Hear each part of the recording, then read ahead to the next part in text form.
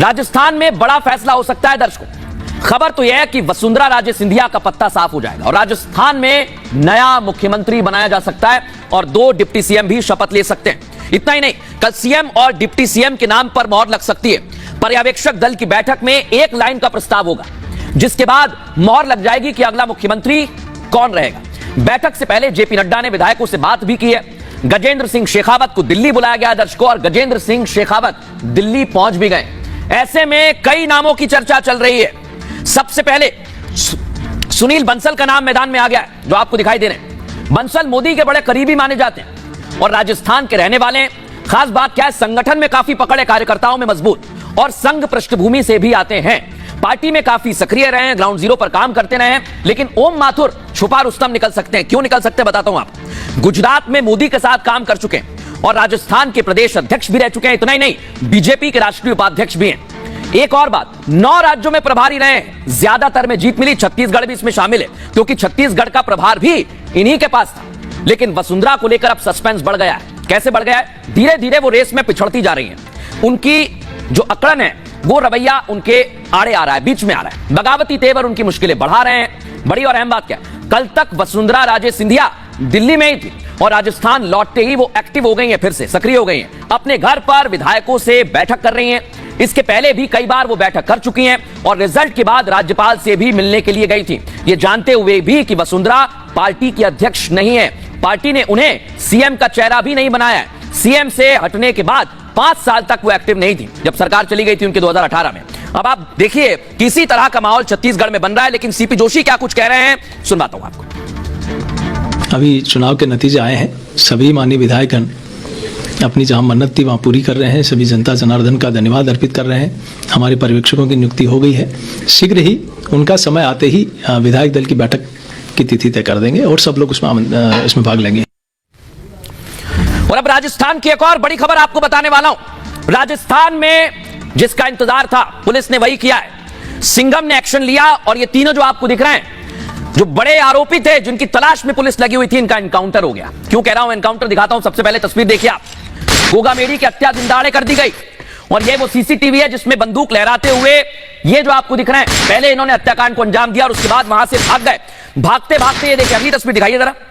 ये आप देखिए, ये एक सीसीटीवी फुटेज आया जिसमें पता लगा कि अपराधी इस तरह से भाग रहे हैं, अपनी वेशभूषा भी बदल रहे हैं। लेकिन एक और तस्वीर सामने, अगली तस्वीर दिखाइए जरा। ये आप देखिए, इसमें साफ तौर पर वो शूटर आपको नजर आ रहे होंगे जिन्होंने इस वारदात को अंजाम दिया। और इन्हें पकड़ने के लिए जैसे जैसे ये आगे बढ़ रहे थे, वैसे वैसे पुलिस भी बड़ी कार्रवाई कर रही थी। क्या हुआ, ये आप देखिए, पुलिस ने पकड़ लिया इन्हें। पुलिस को कामयाबी मिल गई है। रामवीर जाट शूटर्स का मददगार पहले पकड़ा गया और इसके बाद भी पुलिस ने लगातार एक्शन को अंजाम दिया, कार्रवाई की। इसलिए कह रहा हूं मैं, ये आप देखिए जरा।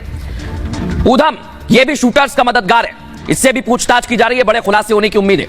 ये अगली तस्वीर आपको दिखाता हूं। ये आप देखिए, ये हैं वो तीनों शूटर्स जो अभी पुलिस की कस्टडी में हैं और इनसे अब पूछताछ की जाएगी कि आखिर किसका आदेश था, हुआ क्या था। पूरा का पूरा मामला साफ हो जाएगा। लेकिन सबसे बड़ी और अहम बात यही है कि जैसे वारदात को अंजाम दिया, वैसे ही पुलिस एक्टिव हुई। रिपोर्ट आपको दिखाता हूं।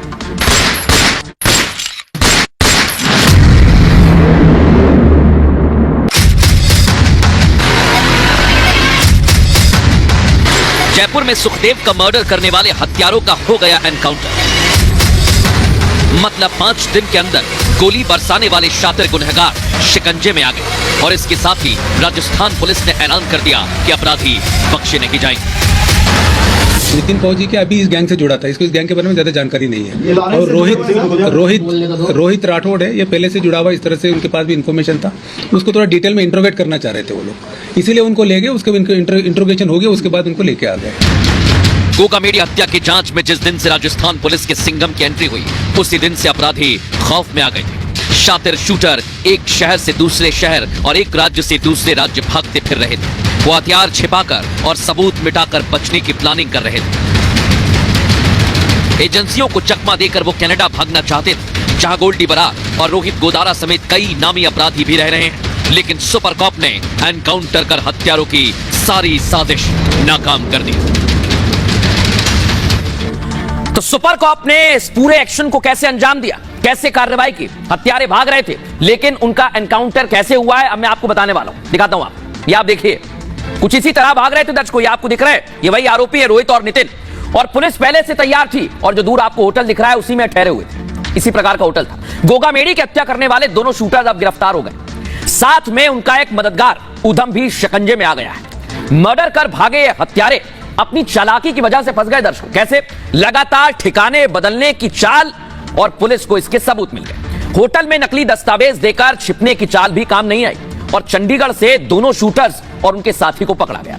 सबसे पहले बात रोहित। शूटर रोहित राठौड़ राजस्थान के मकराना का रहने वाला है दर्शकों, और उसने बिश्नोई गैंग के रोहित गोदारा के कहने पर मर्डर किया है। लेकिन गोगामेडी से उसकी पुरानी दुश्मनी भी सामने आ गई है। कैसे? 7 साल पहले उस पर रेप और किडनैप का केस दर्ज हुआ था, लेकिन मामले में नाबालिग के पिता की गोगामेडी ने मदद की थी और रोहित इस आरोप में जेल तक जा पहुंचा। तभी से रोहित राठौड़ गोगामेडी का दुश्मन हो गया था और इसीलिए लॉरेंस गैंग के कहने पर उसने हत्या की वारदात को अंजाम देने की तैयारी की। अब बात करेंगे नितिन फौजी की। एक आरोपी है नितिन फौजी। यह हरियाणा के महेंद्रगढ़ का रहने वाला है दर्शकों। उसने रेवाड़ी और हिसार इलाके में उसे काफी अच्छी जानकारी है।